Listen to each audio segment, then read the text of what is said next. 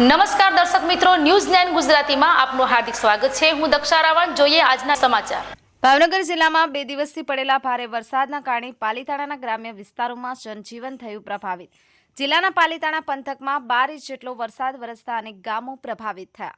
પાલીતાણા અને સિહોરને જોડતા 12 ગામોનો સંપર્ક તૂટ્યો। પાલીતાણાના દંડોળાથી સિહોરને જોડતા મુખ્ય માર્ગ પરના પુલ તૂટી જતા પંથકના 12 જેટલા ગામો થયા સંપર્ક વિહોણા।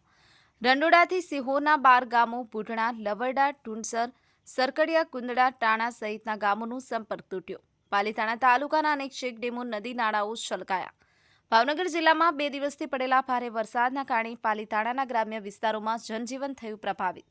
પાલીતાણામાં 12 ઇંચ જેટલો વરસાદ પડતા પાલીતાણાના રંડોળાથી સિહોરને જોડતા મુખ્ય માર્ગ પર પુલ તૂટી જતા રંડોળાથી સિહોરના 12 ગામો બુઢણા, લવરડા, ટુંસર, સરકડિયા, ગુંદડા, ટાણા સહિતના ગામોનો સંપર્ક તૂટ્યો છે। પાલીતાણા તાલુકાના અનેક ચેકડેમો, નદી નાળાઓ છલકાયા છે।